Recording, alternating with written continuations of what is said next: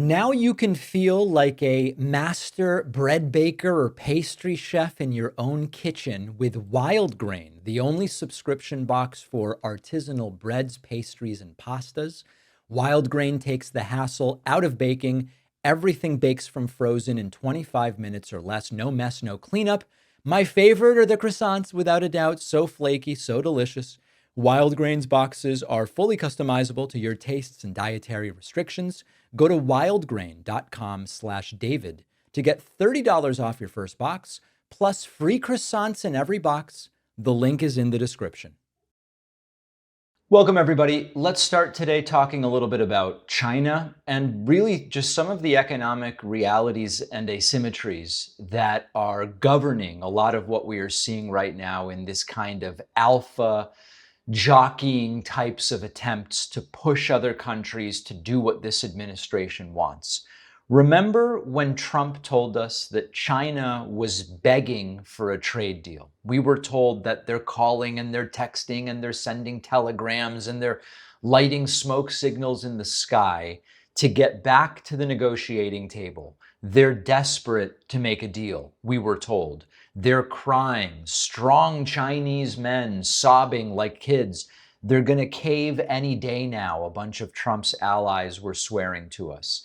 And we've now learned that this really isn't true. Check out this clip from Scott Bessent, and then we'll talk about it. You're heavily involved here. You have said they need to de-escalate and start that process for us to get going on trade talks. Have they made any effort at this point? I think we could see substantial progress in the coming weeks. We'll see. That I think it's Stein's law, that which is not sustainable doesn't continue.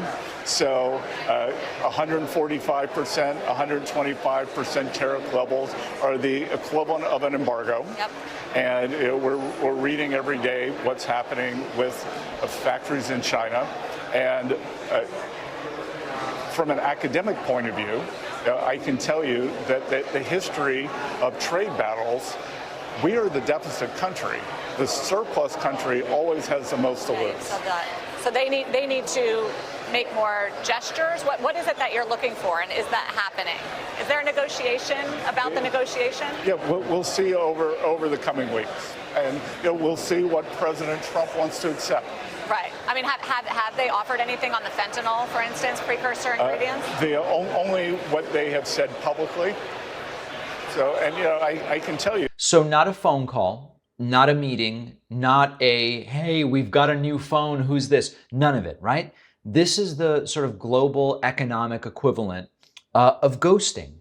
And Donald Trump, the self-proclaimed, master negotiator, is standing there holding a dead phone. There's nobody on the other end, and he's screaming into the void about 10% blanket tariffs, 154% blanket tariffs, 254% blanket tariffs, which are supposedly going to be so damaging to China that they're going to come running and crawling all at the same time back to us. Except the problem is that when you talk to actual economists, you realize that because of the economic asymmetries in terms of how the American economy is set up versus the Chinese economy, this is going to hurt American consumers and American businesses way more than it's going to hurt anyone in China directly. So we're going to get back to the directly part of it. But the point here is that this really isn't deal making, it's a delusion. And the entire Trump trade strategy is really built on the fantasy that China needs us more than we need them, and therefore they are going to blink first, and the tariffs are going to be some magical lever that will fix everything and bring a new golden era of prosperity to the United States. Now, intuitively, I know most of you know that that's not true, but we're seeing it now. We now have over a month of this, and China simply isn't playing the same game that Donald Trump is playing. If you are China, and by the way, I think it goes without saying that I want the US to do well economically. I don't like any of this. When I tell you now the things that China is doing that set them up to better weather this storm than the United States, these are just facts. I wish it were different. I'm not gloating or happy about this. China is watching the United States sabotage itself with these inflationary tariffs and the declining investor confidence and the chaotic administration that didn't even get a return call because Trump wanted to play chicken and China sort of like parked the car and walked away while Trump is still driving on the highway towards what he thinks is China. And it's really driving Donald Trump nuts. China is they're in a much stronger position than the United States right now. And Trump and his base don't want to admit this because it would really go against the framework that they believe to be true. Number one, China has long prepared for exactly this kind of economic standoff that Donald Trump is now pushing. And what China has done that makes them more robust and resilient in this situation, it's not a perfect economy by any means, but in this situation, with regard to trade with the United States, China has diversified trading partners in a number of industries. They've invested in Belt and Road infrastructure. They've ramped up domestic production and consumption to be less reliant on exports from the United States. So when Trump rolls out these blanket tariffs, thinking that he has the cards, remember, he told Zelensky, you don't have the cards. Trump believes he has the cards with regard to China, but China can afford to wait it out because they can take the pain for longer. It's just a reality. You know, Trump says, well, there's going to be some short-term pain here, but it's going to be long-term gain.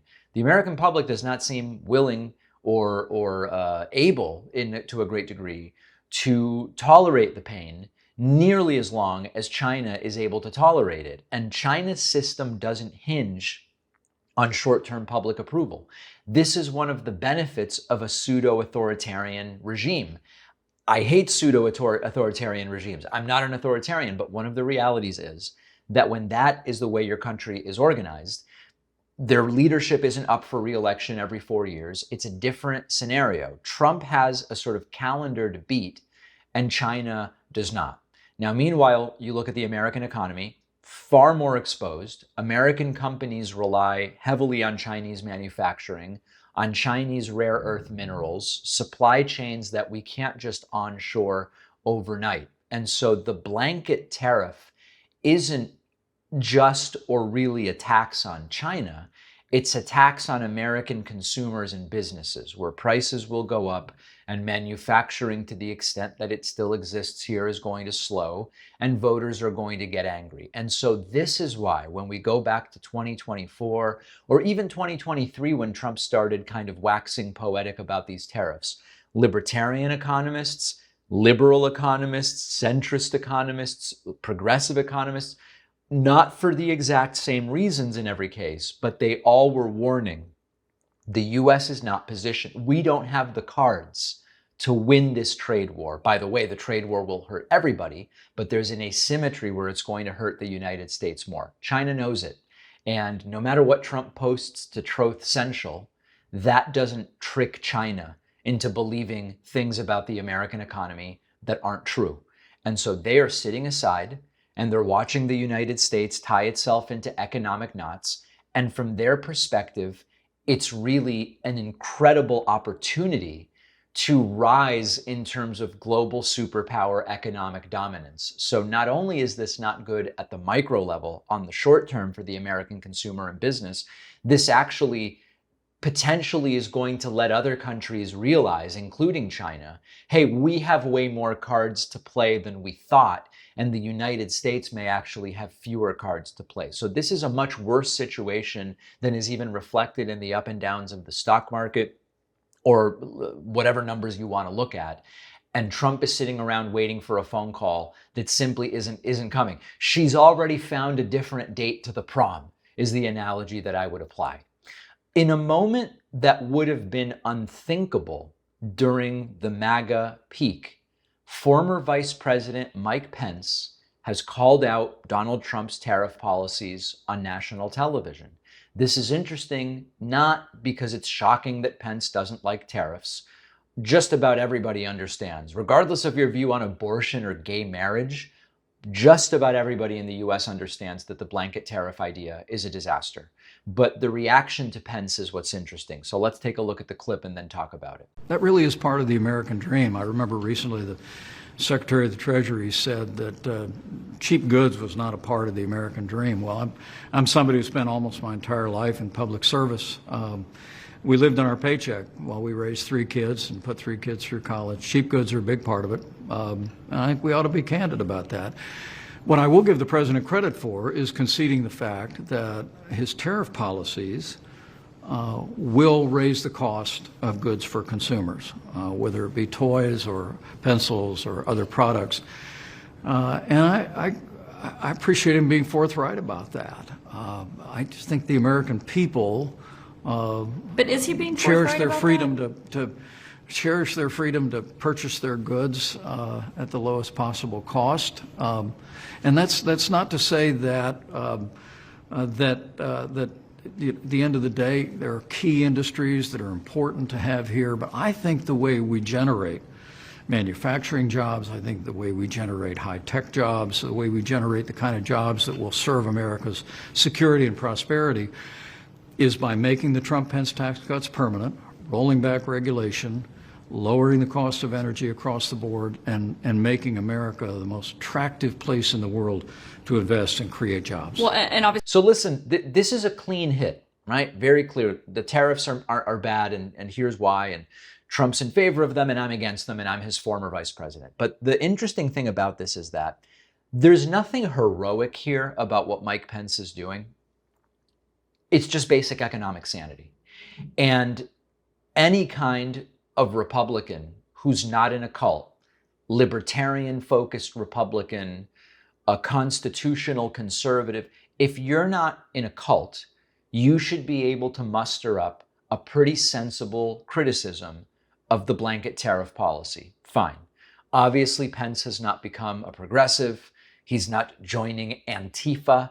He didn't endorse Medicare for all. He just acknowledged that tariffs are taxes. Americans will pay more for basic goods under the blanket tariff plan. That's it.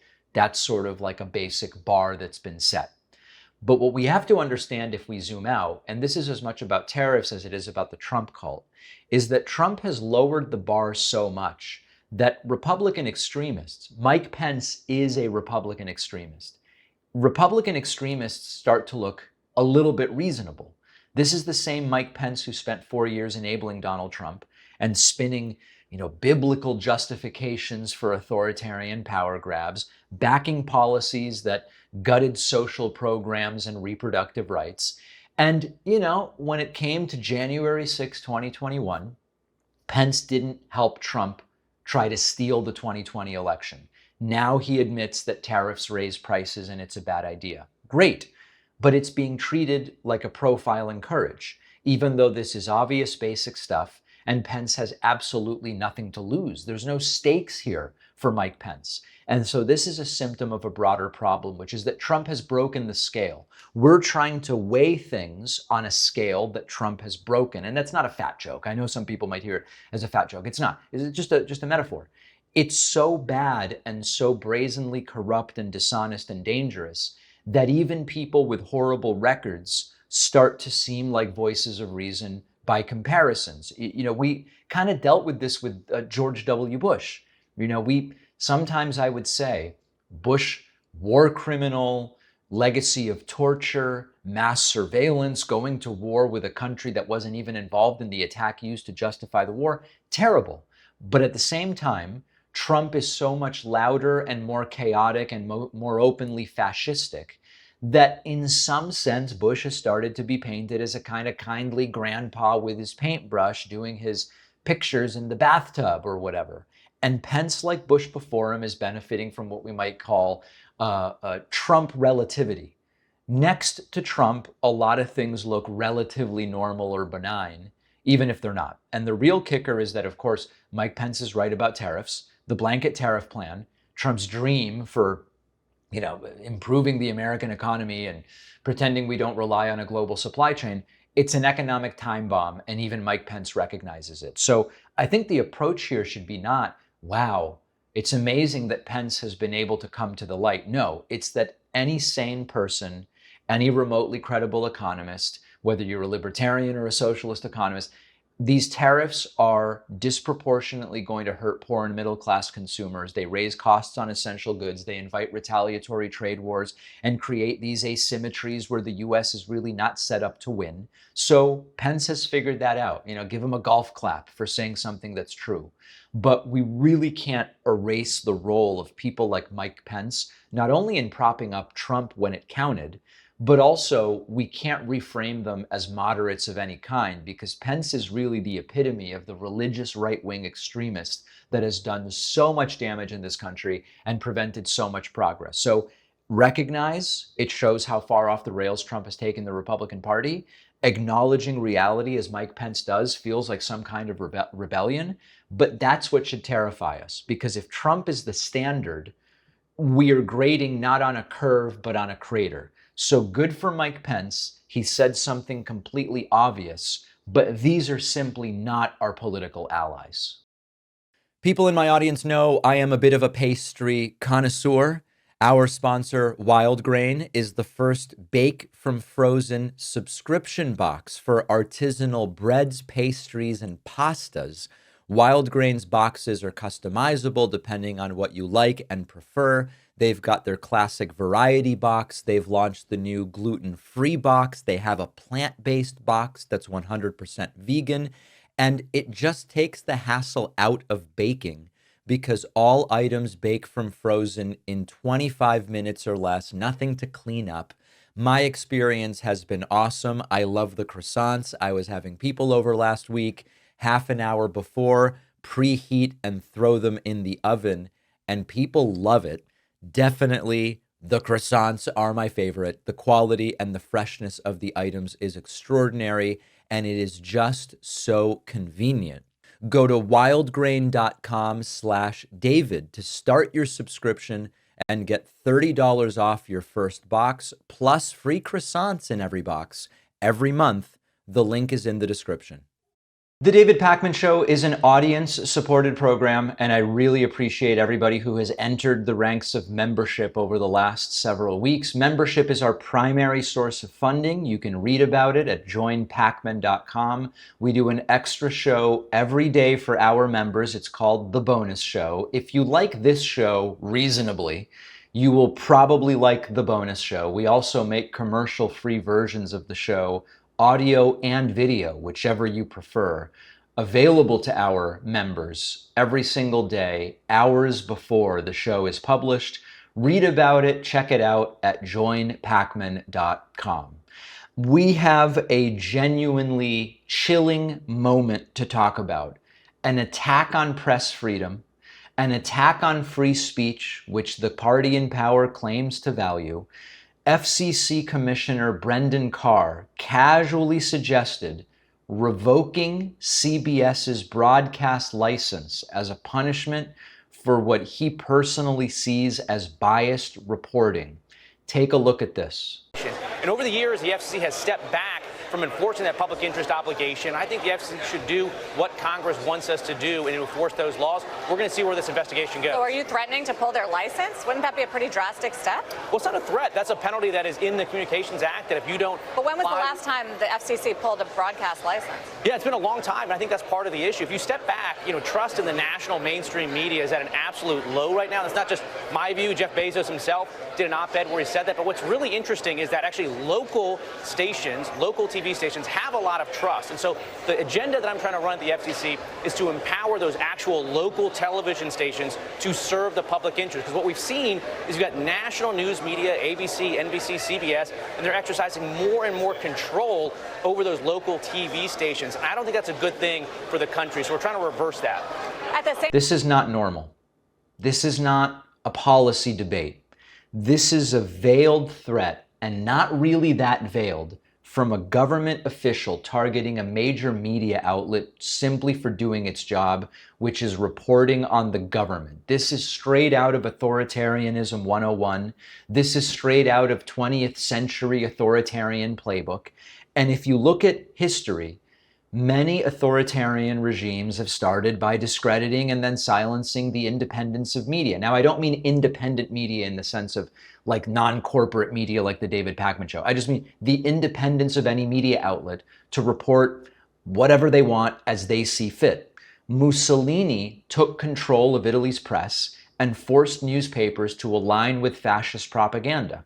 Hitler's Nazi regime shut down opposition papers and banned foreign broadcasts and replaced journalistic reporting with government spin through one of the ministries. I forget what it was even called.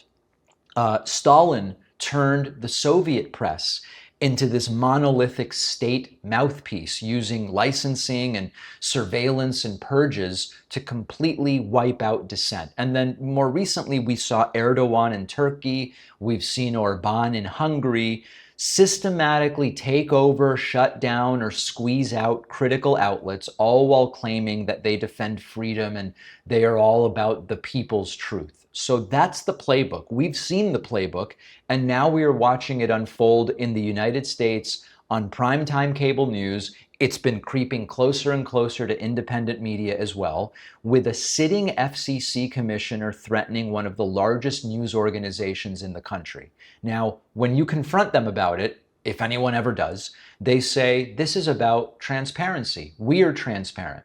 This is about fairness. We are a fair administration. But you can't censor media and say it's transparency. You can't act in a way that narrows the scope of opinion or reporting that's out there and say that you're promoting speech and transparency and fairness. It just doesn't make any sense. It's corruption. It's not free speech. It's the destruction of free speech. And the silence is deafening.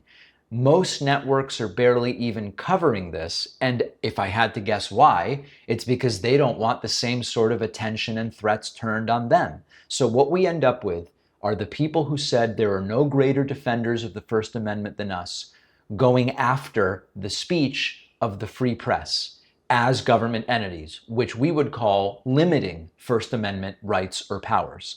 Now let's step back for a second. One of the things that we were told often during the campaign of 2024, which lasted years, right? When Trump started talking about this stuff in 2022 and 2023, we were told, oh, now you don't need to worry about a lot of this stuff. This stuff could never happen in the United States. We were told there are safeguards and there are laws, but we are seeing it here, right? There's no euphemism here. There's no veil or disguise. It's raw power trying to silence the press. And Trump has said why he's so furious with 60 Minutes and with CBS. So it is not a coincidence that this is happening at a time when Trump and his allies fantasize about this revenge tour that they're on. They want to jail people, firing civil servants in large numbers through DOGE and otherwise, silencing media outlets that they don't like. This is, if you are a student of 20th century authoritarianism, I know I've said it before, we just talked about it in the last segment, we've spoken to Ruth Ben-Ghiat about it. When a party starts treating the press as the enemy, the goal is not better journalism, it's no journalism. It's we want propaganda, our propaganda and talking points repeated by the media, and if they don't do it, we're going to go after them. And they want to take accountability and replace it with loyalty, the most important currency to these authoritarian regimes. Once you cross that line, it rarely stops at one network. I mean, honestly, ask yourself, if they succeed in some way with CBS, and arguably they already have, a 60 Minutes executive resigned, said that the show is not operating independently out of fear based on the threats and attacks they've already gotten hit with from the Trump administration. They are already self-censoring. So no matter what happens legally, no matter what the FCC does as far as the broadcast license, they're already self-censoring. This is how the authoritarianism doesn't arrive all at once, but it's pieces. Delegitimize the press and get a lot of people thinking, oh, it's all fake news media. Trump did that during term number 1. Threaten to bring down state power against them. We're seeing that used now more in term number 2. And then all of a sudden, you get this vacuum that conveniently gets filled with propaganda right from the horse's mouth. Trump or Karoline Leavitt, and I'm not saying she's horse-faced. I know people are going to interpret that. It's a metaphor, okay? We've seen it before. So the question now is, will the press and the public fight back before it's too late? If you care about press freedom and media independence, this should be like a 5-alarm fire. I don't know that independent media won't be in the crosshairs. We've already started to be. The Trump Rapid Response Twitter account has been putting out excretions about things that happen on the David Pakman show. So listen, 60 Minutes has a lot of money. CBS has a lot of money. Make sure you're subscribed to the independent shows that you like. Subscribe on YouTube or subscribe to our podcast. All this stuff is free. And the more consensus we can build around independent shows being valuable, we don't know what's coming down. We just don't know. But certainly having a larger base of support is going to better position everybody to kind of beat off and beat back what are these inevitable attacks. Donald Trump is unraveling increasingly quickly, and we have to have a tough conversation. There is no pretending otherwise. Trump is increasingly unable to respond coherently to basic, straightforward questions. How did you decide, or why do you want to reopen Alcatraz as an island prison? We talked about this on the bonus show yesterday, and then Trump was asked about it. He didn't answer. We're going to look at the clip. Trump asked a really simple question: why do you want to reopen Alcatraz? And Trump launches into an unhinged story about being a supposed movie maker and how someone almost escaped Alcatraz but got ripped up by sharks. This is the President of the United States. Take a listen to this. How did you decide to reopen Alcatraz? Can you walk us through that decision?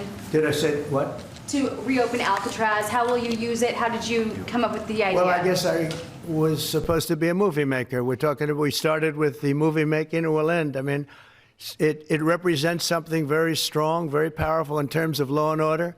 Our country needs law and order. Alcatraz is, I would say, the ultimate, right? Alcatraz, Sing Sing and Alcatraz, the movies.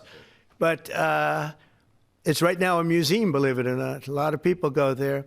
It housed the most violent criminals in the world, and nobody ever escaped. One person almost got there, but they, as you know the story, they found his clothing rather badly ripped up, and it was a lot of shark bites, a lot of problems.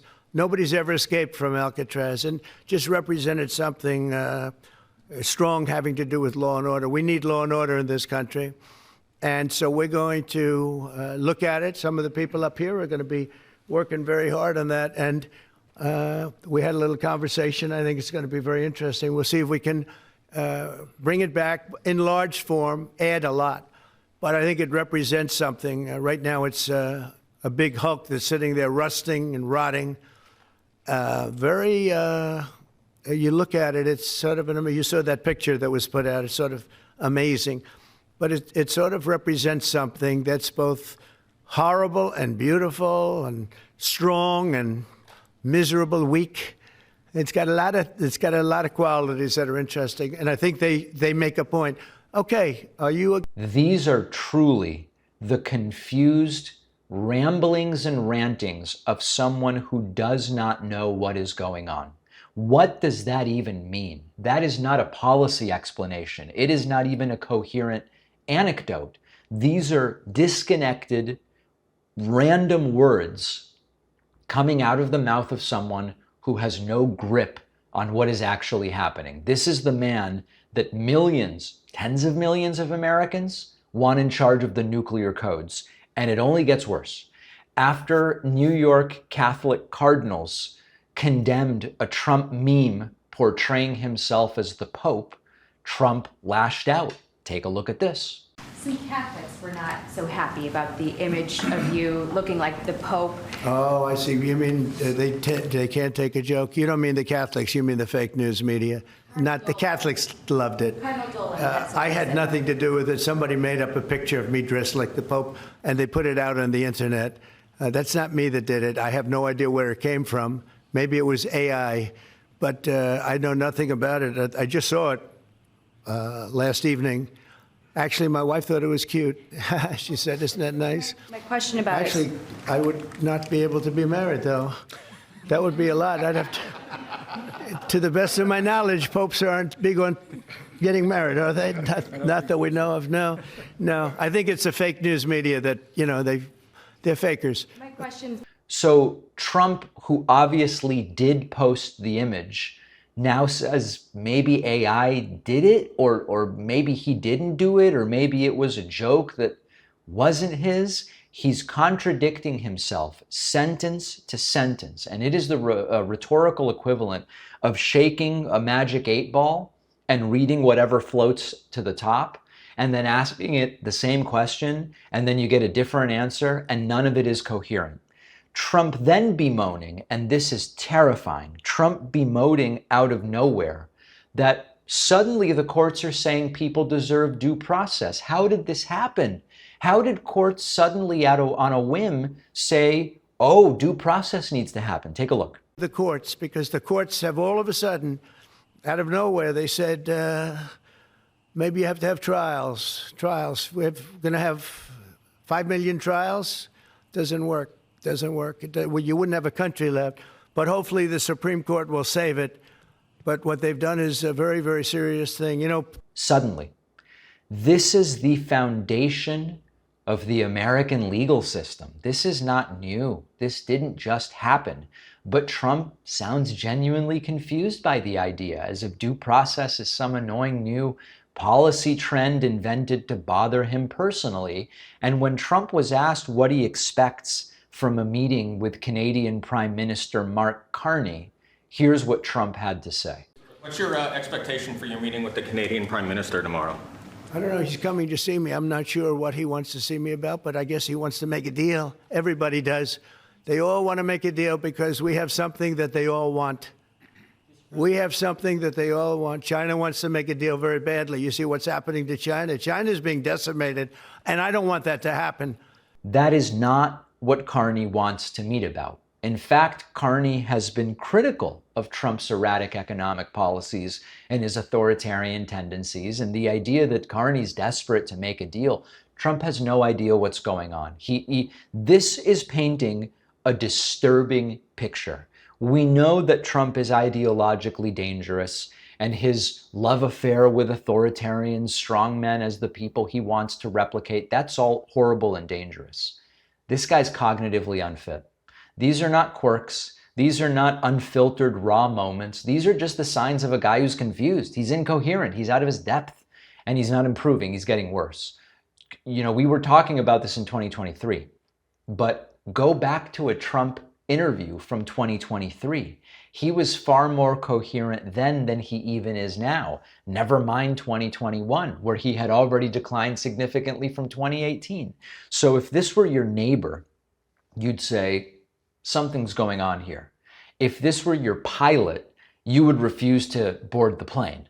But this is the president who is now saying, I'm doing everything and I know all the answers, but he can't even coherently answer the most basic of basic questions. Later in the show, we're going to address why is Trump so obsessed with dementia tests? And there's something in his family history that I believe explains it. Make sure you're getting our daily Substack newsletter. Go to davidpakman.substack.com to sign up. We'll take a very quick break and be right back. Don't forget that the best way to support the David Pakman Show is by becoming a member, which gives you access to the daily bonus show, the regular show with no commercials. You also get access to our entire archive of every episode dating back a really long time, and plenty of other awesome membership perks. Go to joinpakman.com, joinpakman.com. Well, Fox News is panicking right now, and it is a fascinating situation to look at. Here's what's going on. President Trump's approval ratings are collapsing, and even Fox News's own polls can't hide that reality anymore. The new numbers are very grim. This story really isn't about the numbers. It's about this kind of interplay between right-wing media and the Trump administration. But there's a Washington Post poll that says Trump's got 39% approval, 55% disapproval, terrible number. New York Times and Marist College have him barely above 40. Trump's support among rural voters, which is normally his strongest group, are now split 46-45. And of course, last week, even Fox News polls had Trump in the toilet, which made Trump advisor Stephen Miller say to a Fox host, you've got to fire your pollster. But the truth is that Fox polls, which are, of course, as is often the case, done by outside pollsters, it's not Sean Hannity calling people and asking his friends, do you like Trump? Fox News polls are also a problem. This is a problem for Trump's presidency, but Fox News is also scrambling and resorting to spin tactics of all kinds. For example, Laura Ingraham dismissed the polls as fake, said pollsters aren't sampling enough Trump supporters. Of course, the reality is sampling is something that pollsters very well understand, and they know how to get a sample or adjust a sample to be representative of the population at large. This isn't a new thing. They think they've stumbled across some big gotcha, but like this is polling 101. Brian Kilmeade, on the other hand, has sort of tried to downplay the significance of the polling. He says, you can't judge Trump's presidency by only 100 days. The reality is, historically, this is exactly how you judge presidents. You check their polling at any particular time. And one of the things we know is that polling in the modern era tends to decline over time. Only 9/11 type events will have a significant boosting effect on approval. So the fact that Trump's approval is this low at 100 days actually is really significant historically. We then saw Maria Bartiromo, who took the denial to a new level and labeled Trump's presidency a huge success, which is, of course, completely disconnected from reality. And then we had Ari Fleischer, a former Bush official, say that the MAGA base is solid, even though we are starting to see evidence that there is real economic pain from Donald Trump's aggressive tariff policies building. And what this has led to is that even hardcore Trump supporters are starting to call into right-wing shows like Sean Hannity's and voice frustration over the tariffs hurting their businesses. They've not turned on Trump. They're not saying I would have rather Kamala. That's not where they're at. But there is palpable economic anxiety. And when they call into the right-wing shows, when Fox News sees the writing on the wall, it starts to challenge Fox's narrative that everything is going great and Trump's doing a phenomenal job. Now, this is not the first time we've seen Fox News in this position.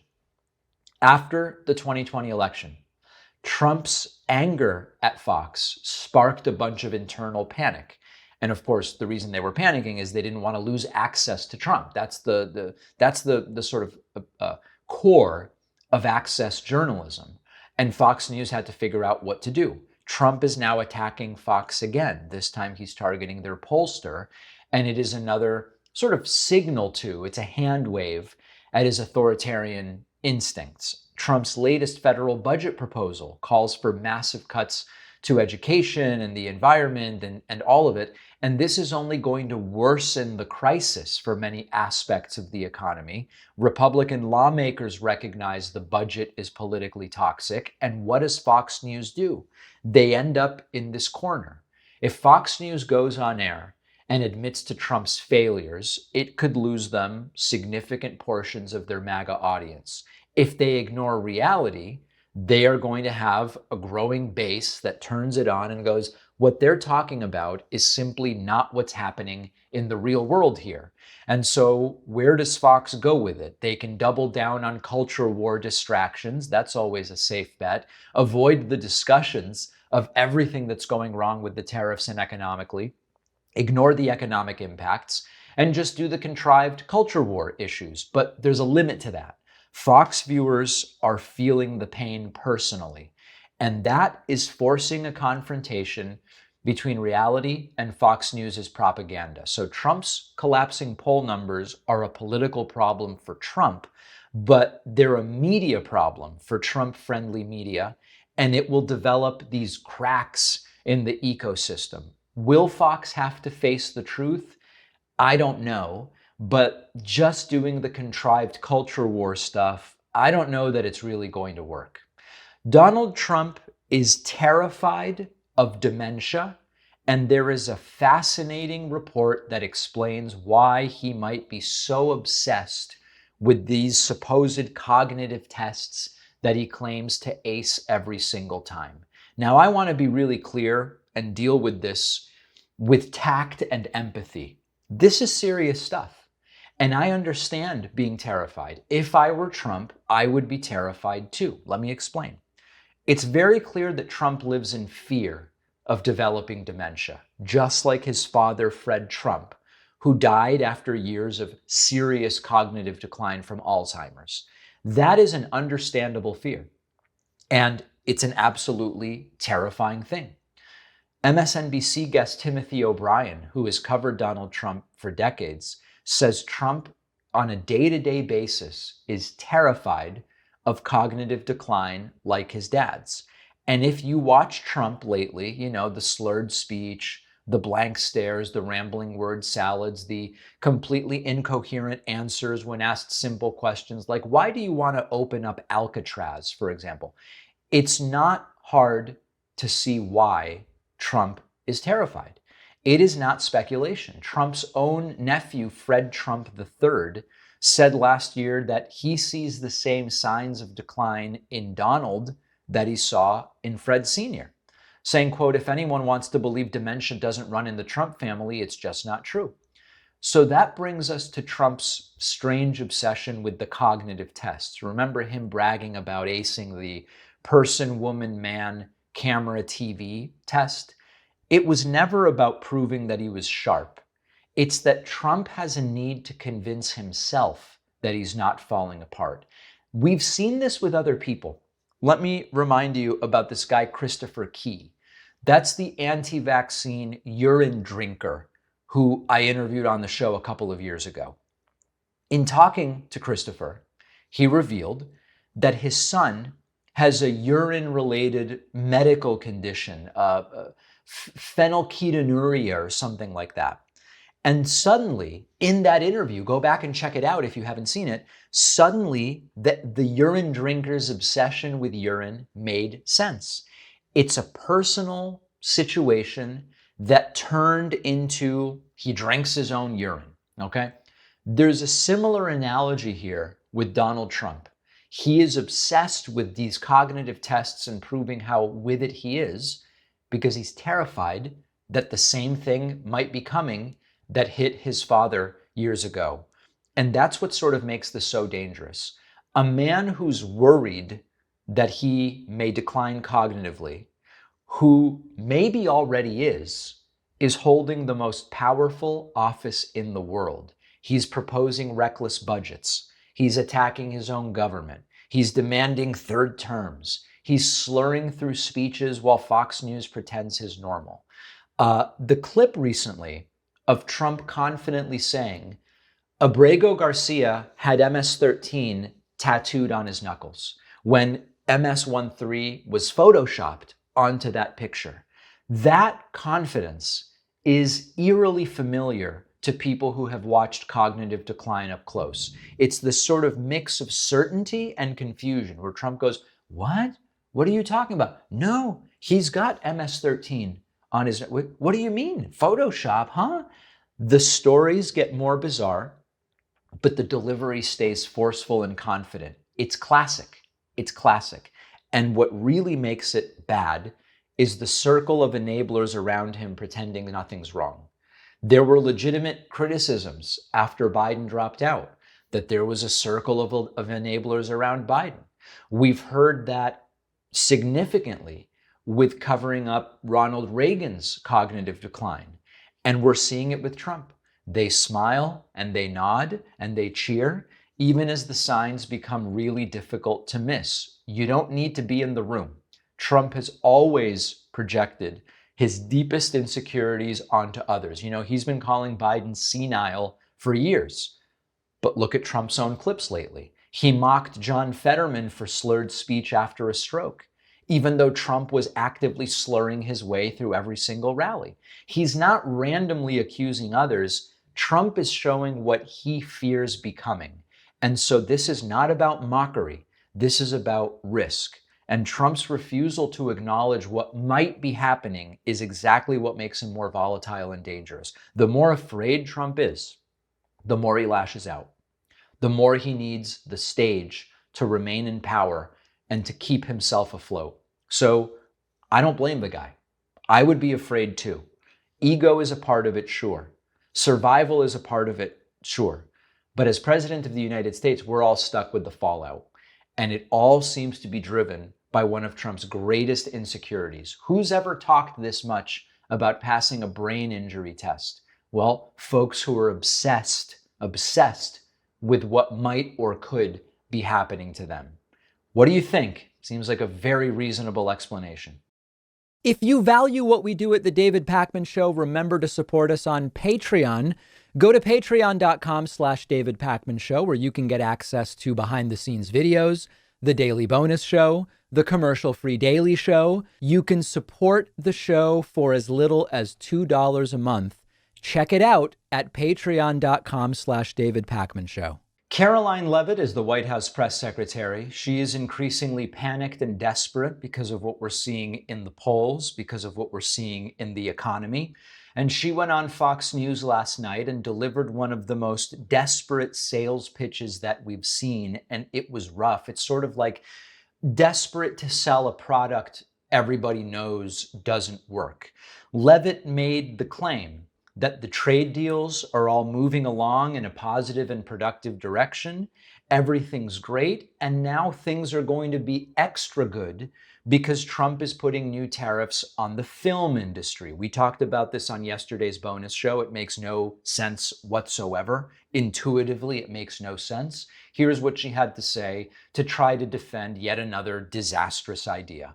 The trade deals are continuing to move along in a positive and productive direction. The Secretary of Treasury, Secretary of Commerce, the President himself continue to be engaged on this every single day, keeping in mind the American worker and reshoring jobs here at home. You had a new announcement from the President yesterday, tariffs on the film industry. We're going to make Hollywood great again, and it's just one of the many great proposals the President has had to make our country boom again and to bring jobs back here to home. All right, our White House briefing with Karoline Leavitt. Karoline, always good to have you. Thank you. So let's break this down. Trump wants to slap tariffs on Hollywood, on movies, as if punishing the film industry is going to revive the economy. You know, the other tariff ideas were bad enough, but this is acutely ridiculous, as if the issue with American manufacturing is Pixar movies are too inexpensive to produce, or it's completely incoherent. And the takeaway is that this is really unserious policy. Most anyone can tell you that you don't grow an economy by putting an import tax on film production. It's just, you know, you can make a case for tariffing semiconductors from other countries to onshore them. You can make the case on steel. You could make the case on certain raw materials or even on some finished products.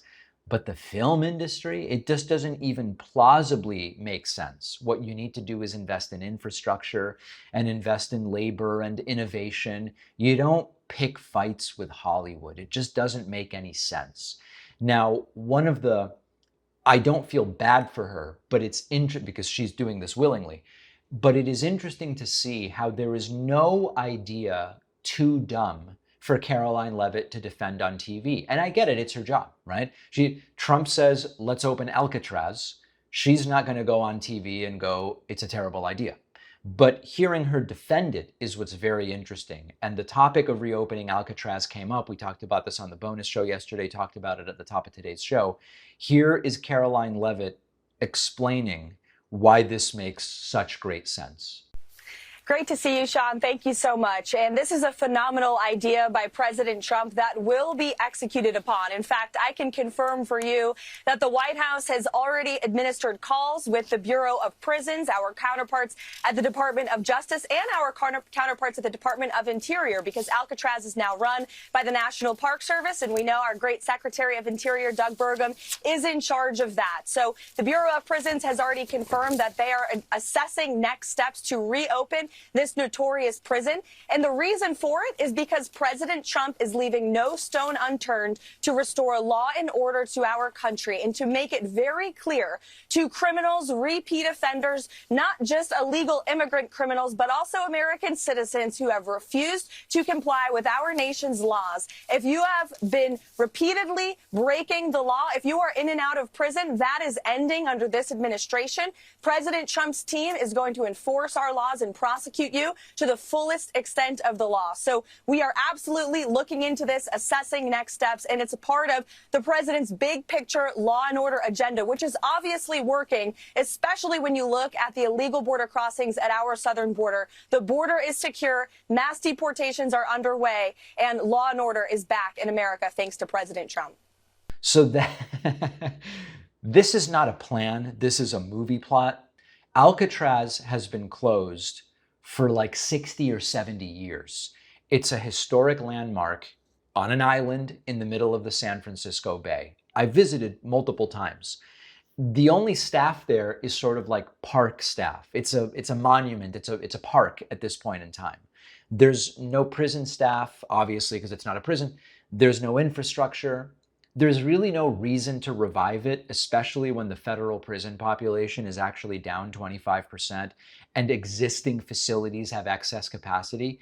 You have empty space at existing prisons, not on islands, that don't require boats to get to. Why would you spend the years you would need to spend to get Alcatraz ready to be functional again when you have empty space at on-land federal prisons? You know, it's isolated, it's not remotely equipped to house prisoners again without years of renovations and millions of dollars in taxpayer money. And they want to pretend that it's an efficient place to completely rehabilitate and reopen. Even if you don't care about humane conditions for inmates, think of the logistics for guards and staff. If you visited Alcatraz, you know that guards and staff used to live on the island. Are we really going to build a new ferry system? There's a ferry system, but it's for tourists. If you're really going to be transporting prisoners and then also workers back and forth all the time, you're really going to build that even though we have empty space in federal prisons? And the takeaway is that none of this is about policy. It's performance politics. It's designed to distract from the failing economic agenda. It's supposed to stir up, I don't even know, nostalgia and fear and Hollywood vengeance fantasies. But seeing Karoline Leavitt in a totally desperate state defend every last failed notion from Trump, it is really something else. I don't feel bad because this was her choice, but it's certainly pathetic. In what might be one of the most telling interviews of Elon Musk's unraveling, he did an interview with Jesse Waters on Fox News. I can't say I encourage you to watch all of it. I've got sort of like the relevant parts here to show you. He offers some now pretty familiar justifications for his obsession with Mars. It's sort of the stuff 9-year-olds think about when they first hear about Mars, and a lot of it doesn't really make any sense. Take a listen to what Elon had to say. This is a backup plan in case something bad happens here, going to Mars. That's one of the benefits of Mars, is life insurance for life collectively. So eventually, all life on Earth will be destroyed by the sun. The sun is gradually expanding, and so we do, at some point, need to be a multi-planet civilization because Earth will be incinerated. I'm hearing this for the first time. No one's ever told me the sun is going to burn Earth. This is not a disputed fact. I'm not disagreeing with it. Yeah. I'm just saying I didn't know this was our destiny, to get roasted by the sun.